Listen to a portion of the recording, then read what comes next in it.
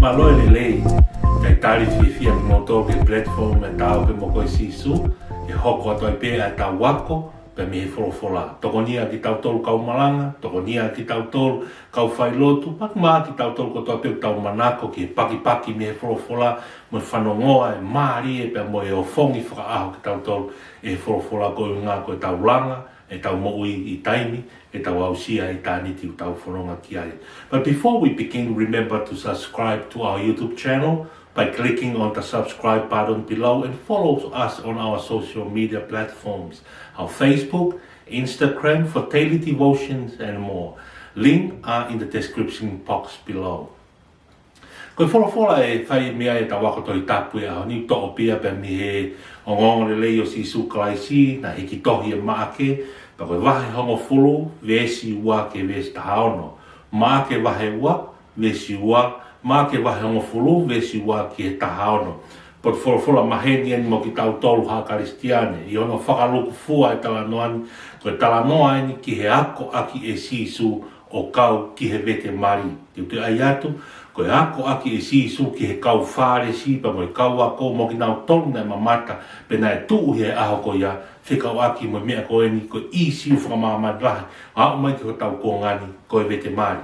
Sai te tau whanonga pe hange tau wanga mahe ni, tau lau pe ngahi ve si kotoa, whai e ngahi vete mo whakauhinga, pa o tau tui ao ngai ma ki tau tō ki hono malanga I ai wholofola koe. Ka mea te pū ke o whongi ho tau lau mari e ki he mo oni ai wholofola, ke ne whakahino hino ki tau tōru, ki he mo oni o no nofo, po ke tau nofo whakamari I he maamani koe ni.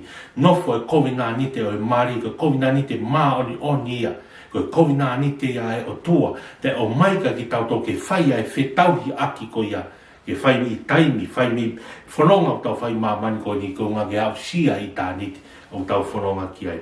Sai, o kamata he vesi wā, ai tau wholofola e haniko whampe ke lau e vesi ula ki, whanonga mai ke vesi wā, ke mahinka ki tau tolo e tōkunga, tō whea e whetu, context ne whai ai ai tala noa ko ni o e aho ni. Mā ke wahe hongo furu, pa koe vesi wā ke vesi tahau, tau kamata e tau lau me vesi ulaki. Pehene o whakarea. Pehene tu o alu me ai ke tawha ki whanua o si te a, pa mo tua soatani. Pehene toi whakawhetau tau laki mai ki a teia ha ngāhi kakai. Pehene toi a koi ki nau tolu o hange koe ne whaafai. Tau ilo ki tau tolu me he wahe hiwa, wahe walu, wahe hiwa whanonga mai me mua ia mā ke, lahi nai nofo e tala noa ia I ngai whanua o si te a. Pa mo tua soa tani, pa ko tānoa a ni tante kamata ke ma wahe mi ai. Koe ke tau ilo poko whea e whanonga te tau ilo ia pe me wahe taha o mā ke wahe tahau, poko whea e whanonga nai whanonga e sisu, ka koe kamata he waha a hala kone ne whanonga, ne tamai na toi whakawhetau tau laki mai ki ai e kakai. Whakawhetau tau laki mai kakai pa toi, no foi sisu ke whai hono a ko I ki nau tolu, o hange ko I nā ne whaafai. Kamata mai me he wahe ulaki o mā ke, wa o mai ke wahe hiwa, au mai ke wahe hongo furu a e ako, pa mai whai ako I e sisu e kakai. Sai, ta hoka brewa ke he vesi wa ai ko tala noa ia, te whito ai ta wako tohi tapu e ahoni. Pe hau hakau whaaresi o nau whihui kia te ia, pe o kungo fua ki ha tangata ke tukuange hono waifi, ko e nau tau here ia. Te utoe lau at vesi, koe ki tahane ngahi ki vesi, ke mahino ka ki tau tolu I he pupunga tala noa e ahoni. Pe hau e kau whare si o nau whihui kia te ia, pe ungo fua ki ha tangata, ke tukuange hono waifi, koe nau tau here ia. E ko te whao mahino mai ia e maake, koe ngā ua nei whai he kau whare si, kau skalaipe, kakai kone haa siu, koe nau o mai ke tau here ia sisu, aki tokua e lao, te ria na hanga I sisu o whaka ikai ia mooni e lao a mo se, kai whakango fua ka teki nau toke nau hanga o whakapekia pe te nau hanga tau te hae, pe te nau hanga tuku plisone, pe te nau whai ha mea ka sisu. Koe lau ia a maki, koe nau tau here, koe whihui e ki nau tolu aini al whakatatau ki lao ia a mo se. Kai ki he tapoko e whake vesi tolu, kakatari e ia o pehe ka teki nau tolu, ko sisu e, koe tari na sisu. Koe haa e tūtūni a mo se kia teki mau tolu. hange ko na tau whakatala noa kia he vesi ua, ko hinga nau whihui ko ni te ria na hanga e si suo le e ai mo ni pe whaka i kai ai lao whikawaki pe mo i vete mari, o stala noa kia meo mo se se ia, mata io i he teu talo nome wahe ua wha, vesi uraki ki he wha, o stala noa kia mo se koe lao ia, maki nau tau sai. Hau maro ke vesi tolu pe hea rewa i si suka tek nau tolu, koe hae lau a mo se se, pe koe hae tu ni, koe hae lao nei whakotu e mo se se.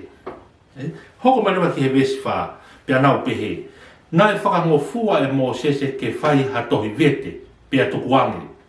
Aia koe te tau ilo e ki tau tolu mea teo talo nome wahe ua wha, ka pau te ke mau whanga maari o lau teo talo nome wahe ua wha, vesi ula ki ke wha, tala noa ia mo sese ia. Ka mari ha tangata noa whiwhine o na nonofo pe ka whai, ka pea i kai ke kei mata le le ia ai ko uhi to kua ko ene ilo ia whiwhine, ai ko ne ilo ko toko taha ko ia ka pau ko huse pāni tia, ko ho waifi na ne si whai ha kovi ki ha taha ke, whai ha awhea pe ko he hange tau ilo ngahi ahoni e ngahi whelaka ki ko ia hangai no nofu ai whanonga tau whai he ngahi whamiri, ngahi ahoni. O ka pau lewa nai hoko ha mea pehe ki hoko waifi. Whia mao lewa ia, ta mai mo se ange hatohi vete. Ange hatohi vete koe vete e. Ta tau pe, mehe waifi ki huse pāniti. Ka alo huse pāniti o whai, a whainga ngāo e kovi pe hanga hala moha tāke. Pe aku tāo pe mo waifi ke o ange hatohi vete. Ko tala noa ia o whai e teo talo. Pe ko tu unia nei whai e mlao a Mosese. Pe ko mea nei whakahaan koe e kau whare si ke whihua si. Ko hai tu unia Mosese. Pe ko nau tariri le wane vesi wha. Tāne mo tamai mo Mosese ka teki mautolu. Ke whai hatohi vete, pe atu wanga. Sai. Tau hoko prima tau ke tari a sisu. Wes ni ma. Pe tari a sisu ka teki nauto. Koe mea i he whewheka ho moanga. Koe ia nane tohi ai a tutuni koe ia ka teki mauto. Ka i he kamata a ngā o i whakatupu na e ngauhi a tangata mo whiwhine ai kakai. Na e ngauhi a tangata mo whiwhine ai kakai. Ves fitu ke ves waru. Koe mea ko ia e tuku ai e ha tangata e ne tamai mo ne whae ka ne piki tai ki hono waifi. Pea hoko ai toko wā koe ka kano pe taha. Tā kui kai kena ke iua ka koe ka kano pe taha. Ves iwa aua koe mea ko whakahoko e he otua ke oua na whakamāwai e ha tangata. Te lau wate ki koe ves i mau ingani koe tāriani a sisu. Ki he lao a Mosese, pe moe whenga whakawhihi, pe moe whenga taki hei, pe moe whenga tau here ku whai koni e he kau whare si. Teo te lao ke mahino, vesni ma. Pe tale si isuka teki nautou. Koe mea i he wheka hau moanga, ko ia nane tohi ai ai tūtun ko ia teki mautou. Ka he ka mataanga e whakatupu, na ngauhi tangata mo whiwhine a ka kai. Ko mea ko ia e tuku ai e tangata e ne tamai mo ne whae ka ne piki tai ki ono waifi. Pea hoko ai toko wā koe ka kano pēta. Tā koe kai kena ke iua ka koe ka kano pēta. Aua, pea koe mea ko whakahoko he o tua ki ua nā whakamāwai a tangata. Tāri a sisu ki e lao ko tuku whotu e Mosese. Kai ke ngata i koe whenga tau heri ku whai kone kau wharesi. Pea ne e sisu. Ko hinga koe na e whakotua e kai ke hanga sisu ia whahala. Ke hanga sisu a whakahala e maari e tari a sisu. Ilo a whio i whoke sisu ko tau here. Tanga sisu, io, pompe. Ka ko mea na hanga e Mosese o whakotu ua i e rao koni. Ko ngā koe whewheka hau mauloto. Ko ka kai kia ke kewa ki mautoro e kau isi le ripa mo e kau siu. Ko ka kai ki mautoro ku muwanga whita. Ka kai ki mautoro ku muwanga mālohi. O hinga na hanga e Mosese o whao e lao ko ni ko ngā ke tuha mo e whaingaanga di a teki mautoru. Anga ke mo kai ke nofo e mari, nofo pea e huse pāniti mo e waifi e hanga te ngahi a whea ke ngai ta whaaki tale Mose. I o toi vete whai mo tukuange. Hoko ato e whanonga. Ka hau makon ki tala noa i a sisu. Hanga e sisu ia o furihi e tala noa ko i kai. Nā o si ngāhi a tangata ia, pia mo whiwhine ke nā taha pe. Pia tōku ange he whiwhine mo tangata e nā tamai mo whae mo nā whāmi, ka nā turi mui ki hena waifi mo hona o whaanga. Pia kua hoko a ka kano e ua ko niko ka kano pe e taha. Koe ke iua ka kua nā taha pe. Pia koe taha ko ia whakamatala ai e sisu, koe kovi nā nite whakaotua ia. Koe kovi nā nite ia ko whakahoko e he otua i e tangata, e kovi nā nite o mari. Pea ma rewa ke vesi wā pehere wai sisu. Pea koe mea kua whakahoko he o tua. ki oua na whakamawai I ha tangata. Ko whakaongo atu e sisu ki he kau wharesi. Pa mo e whainga nofo, mo whainga lao koni na e whakotu e mana tu whok tala noa pia toi tapu ke wholofola a sisu. Ko ku hao ke whakakakato ai lao. Wai e ngā lao ke whakakakato, tānakia ke whakakakato ai mea ku o whakotu mai me he whokawa motua. Ne whakakato I hai whakakato I a sisu Christ. Sisu Christ ko kakato anga ia toi ta mea ke mahino ka ki tau tolu kau malanga, kau ako naki. Pa ilonga ngai wholofola ko toa pe kua whai e sisu, ko ne whakakakato e mo ne wholofola. Tala e mo se ia ke hoko ai ngai whaingataa ko ni he anga e to nofo e whakamari, mo nofo e whamiri, anga e tohi vete iyo, lava ke na tukuange, lava ke na tamai sisu I kai. Ko e kovina andite ko oe mau ia. Oe mau, ko ai ke te tukuangi ho to waifi to kua, ko se ne anga hala, pe tukuangi he waifi hu se pani tuku, ko to kua ko ne anga hala, he ko hai ko maa non tawang hala ko toa pe. Ke tukuangi he anga hala ka te nofa kita mo te anga hala, tala noa asisu ikai, whia mau e kovinandi te koe ke toki vete I he mate. Ko kovinandi te koni o e maria, whia mau e ke toki vete, ta tau I he mahamahaki, ta tau I he laa, uha, ta tau I he angaha, ta tau I he tō, he ngai whaingata, ko toa hangi koni whakatala noa kia ia Moses, I ka ta tau ko toa pe. Whia mau ia ke tau ki puke mau e kovinandi te ko ia, he ko kovinandi te whakaotua ia. Mea koe wholofola ma mawhai au whai e sisu he vesi. O whamu ke ta I nota koe te tautu. Whamu ke malanga ia. Mea ko whakahoko he otua. Ki ua na whakamāwai ia tangata. O wholofola pia e wholofola ki ai. He koe ia tene whakamāwai tene hanga veteangi e COVID-19 te ko whakahoko he otua. E mau I he otua e toko taha ko ia. Wholofola ma mawhai. I he aho I whakamau. E mau I he otua e toko taha ko ia. Tau haki puke ki he COVID-19 te koe. O ta tau pe I he la a pe uha. Ta tau e pe whainga taa, whainga fua. Hala tau he mate pe maha mahaki. Ha o pe whainga tōkonga mo ui. Tau ke puke mao pe ke COVID-19 te mari. Aini nā te tau hi pe mohota o whanga. A ki ta huse pāniti ki hoto waifi. Waifi ki hoto huse pāniti. Puke mao e COVID-19 te koe. It's not only because of us. Because of us, husband and wife, but because of the covenant of God. That's the most important thing. Koe tau ke haaki puke ke COVID-19 te, koe ngā koe hori ai kakano, o ngā e nofo whakamari, hangi ku hoko he ngā I ahoni, o koe ke hoko ko ngā koe nofo whakamari, ko ngā pe koe paanga, ko ngā pe koe koloa, koe kai peke ai a paanga, ke ai whamiri, ko ne kai ai pia paanga, tau merino, pa tau fia, ai moha koloa, o kai koe uhinga ia e nofo wham, koe tau nofo whamari, ko ngā koe COVID-19 te ia ai o tua. Ko ngā koe me ai ne whao, pe whakahoko ia he o tua, kai koe whakahoko ia he tangata. Kai ke maari a pito ki fui vesi, ko vesi ni ma ke vesi wa, whamama wha ia I hono malanga I, mono whongi ka te tau tau hapa karistiane. Puke mao ke COVID-19 te ko ia, he koe COVID-19 te ai o tua. Ta hoko atu ke vesi o mo fulu ke vesi tahaua. Vesi o mo fulu pe ano whare ia. Pea ko nau I whare, pea toi eke atu ke te ia e kaua ko I he mea ko ia. Pea ne pehe ka te tau tau, ko hai ia hataha tene tukuange hono waifi. Pea ne toki mari moha whiwhine kehe, o kune whiawa ki mai whiwhine ko ia. Vesi tahaua, pea ka tukuange e ha whiwhine hono huse pāniti, o ne toki mari moha tangata kehe, o kune whiawa ki. Ki te lau, atu mahino au pito, ai vesi hon furu ke vesi tahaua. Pea ko nau I whare, ai mahu inga mahino nia, ne hiri e tari a si isu ke kau whare si, mo kau skalai pepa na watu a si isu e pea mo kau ako, pena kei whee kau whare si, mo toenga ko ne kakai na mamata, e na wau ko ne ki whare, ne toi eke whakapapau I ange he kau ako. Eke whakapapau I ange he kau ako ka si isu, ai mahu inga mo oni a ne tari na e whai ke kau whare si. Ai ko vesi hon furu ia ke vesi tahaua, vesi taha, pene pehe ka te nauto, ai ko tari ni a si isu ke kau ako. Ka iai hataha tene tukuange hono waifi. Pene toki mari moha whiwhine kehe. O kune whea waki mo whiwhine ko ia. Vesta hawa, peka tukuange e ha whiwhine hono huse pāniti. O ne toki mari moha tangata kehe. O kune whea waki. Hanga ne si isu, kai ke ne whaka ikahi, e la honi nai whai e Moses e te utalo noma vai wa whavesu la ki ke wha. Hanga si isu o toi, whakakakato atu e la ko ia. Iyo, tuange e koi, Ka pako tohi ve te tala noa ki ai a Mose. Ka ko si su. Mea kou whamahino mai e si su. O ka pau lewa te ke tuku wangi ho mari.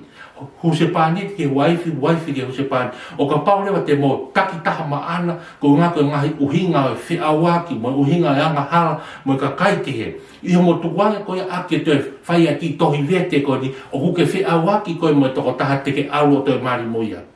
Mea ke mahino le rei au pitoe ka e te tauto. O ku te whi awaki kita, pia moi toko taha o ku te alu hoko atu e te mari pia moia. E koe unga, koe whakakau whakai tangata, moi loto, moi hori whakai tangata, ne whai hono vete kina. Pia ku hanga he uhinga whakai tangata, o vete kina e COVID-19 whakai atu. Aini koe na tauto tala noa kia he vesiwa. Vesiwa tala mai, ka kuiai hapea ku hoko he otua, whakahau e otua, oa na amawai, whakamawai ata. Pea koe, mea ko kono toi whakarea ta, once we get married, ko tau mari pe, mo tau huse pāniti, mo tau wai, ko tau whanonga pe mea, i he ua la a, mawhana, mo hae tukunga mo ui, ko tau whanonga pe moia, ki hau ki tāne ki tanga, ke tau wau ki pule anga o tua, oua nā whakamawai e COVID-19 te koia. Ako tu pia was mahino le rei kia ki tau tore wholofola kon. Te rea pe kia wholofola pe kia si su hiki ai mā tiwa ni ma vesi tau taha. Wholofola, si kane wholofola aki. I longa hataha tene li aki hono waifi ke ne ange kia i hatohi vete. Vesi tau lua, ka ako talaka te mo tolu e au. Si su weni hiki tohi ai mā tiu. Ko ia ne li aki hono waifi ka i kai i haane whai hala moha taha. O kune tuku ia ke tōnoa. Ka ko tangata tene mari moia kori aki o kune tono whiwhini. Ai, ko ngahi uhinga ke o mai e si suka, ka te au kono whaka uhinga mā ki tau tau ia, ko tau mau e tau whehoko taki i he mari, mo mā oni koe COVID-19, o ana ave te ange ia, tau puke mo ia, hae tōko ngai whanonga anga, hu hoi whi ofa aki, he koe ofa koe o tua ia koe ofai, o kune hoko e COVID-19, oua te tau rea ke whaia mea ke vete, tō kua, ke tau taki taha maana, koe solusinia ke nofo mari o palopare ma i kai. Koe solusini ke nofo mari o palopare ma, ave kia si isu, he koia ku ana COVID-19 te, ka oua vete ange, he tala mai he wholofola, a ia ta tene mau e COVID-19 te o toa, e mau e toko taha ko ia, e he o toa, i he ahoi whakamau. Sai, koe konga ia, me ke nofo whama mawha ia tala noa maa keke wholofola asisu, ki he mea kon kui koe vete bari. Mana tui, te utana rono mai wahe wawha, hanga asisu o tāna ki atu ai mo oni, pe mo whekau, pe mo uho mo oni oi mari. Tala mai asisu, iyo, ko miklao e a Mosese.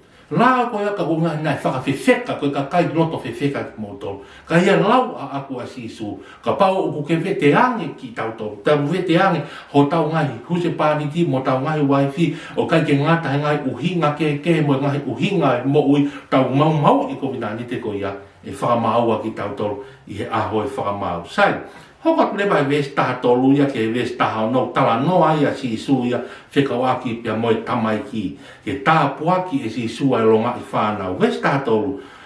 Pia nai omi ka te ea hatamai ki kohi ke ne tala, ke ne ala ka te kinau tolu. Pia ka mata lolomi e he kaua koa e kakai, pia ne omi kia ne, e kakai nai omi ka te kinau tolu. Vesi taha wha, ka he mamata kia e si isu na ne tuk tā maki o pehe ka te kinau tolu. Tuku pia kau tamai ki ke nau haku ke te au.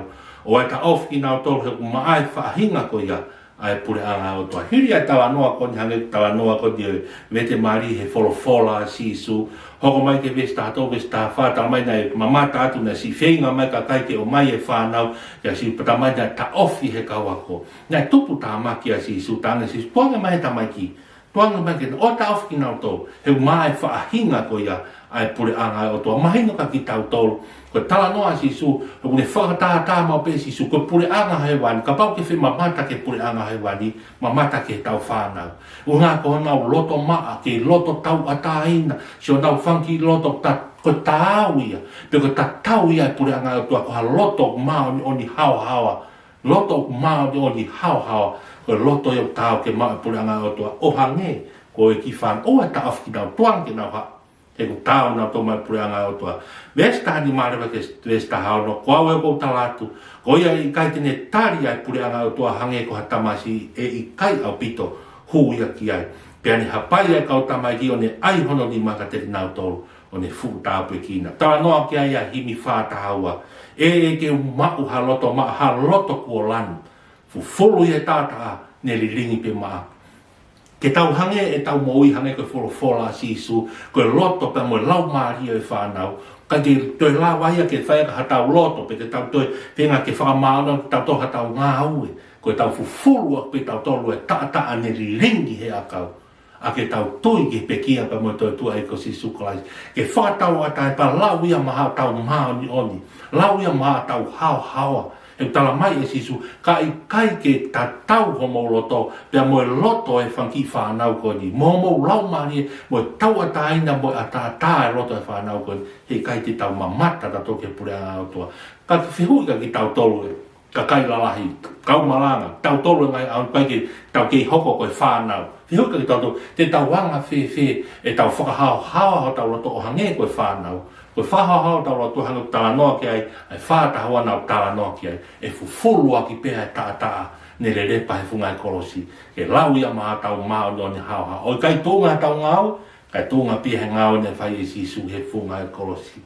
Whamaa pōpu ia e tau, ako toi tapu e aho ni, vesi ua ke vesi tahau no wahi hongo fulua maa ke konga ko ki mua, tala noa ai e sisu, ke he nau koni mo oni, COVID-19 te pere ngesi o e vete mari, mahu inga maari e ka tau tolu. Koe konga ki mui o tala noa e aho ni tala noa si suke maa oni hao hawa, hange koe loto e whanau, i o te tau mau ia, a pau te tau tui ke tātaa, mai e tātaa sisu o luluku aki e tau mui ho tau lau maari e, ke tau mau ai ai mui tangata. Tawang ke tāpe kina ki mo tau ke whora aho ni, ao ngai e whakamalanga, ao ngai ki tau tau ke ho whongi ak mau pe e tau mui whakalau maari e, koe ngā koe pirikimi e tau whai me tai, tau au sia i tā niti tau whanua ki ai. Hoko atu e tau ngahi ako malanga, tau whito ke ngahi whora koe, o haka ki tau tau, te whito aki mo tau mo malanga, e hoko e whatongia koe malanga, pa mo e ako naki mo ngai ngawha koe ni tawangi ke mo tau mai, subscribe mai ke tau YouTube channel, e tau hoko atu ai, e tau ake ngahi ako malanga whakawike, ako toi tapu whakawike, ko ngā pe whakalanga ngi ai e ko si sukaisi e tau mea katoa. Tau anke tāpe kina mo tau, so mo ngahi family pe whakamonu ia. Atoa maf, tāpe kina pa whakamahino ka te mau tau, mahu inga e COVID-19 te mai koka COVID-19 ia e tangata. Ko COVID-19 ia o tua na whakahoko ia o tua pa oa te mau ia whaa o hinga pe. Ha whahinga ki o hinga pe o mai he te rohe mau, ke mau ia ke COVID-19 ko whihoko taki o tua. Whamahu inga ka te mau tau, huse pāniti moi wai whae pa mo tamai. Ko COVID-19 te mau poke ko ni, ke toki vete piha au te mau wai ke pure anga o tua, hoko atua ia mau nofo pa mai afiona he pure anga atua. Tāpu kina whakataha mo se mau whanau, tala mai koe longa whanau, koe imisi pa mo ta tau ia pure anga he wani, ke tāpu kina pa whamonu ia ako e mau mo ike mau mamata mau peke mau whanau, ko ia e tāu e pure anga atua, ia i he loto hao mai maani on, a ke mau tui ke tātaa afiona. Tāpu kina porokalama ko toi tāpu e, tāpu mo koe sisu, lang ia pe afiona he mea kotoa. Tāpu kina ki nau tolo mea mai ke porokamani, wafa o sisu Christ o mau whamu ui. Amen. Malo pito mo mea mai, tua whātu.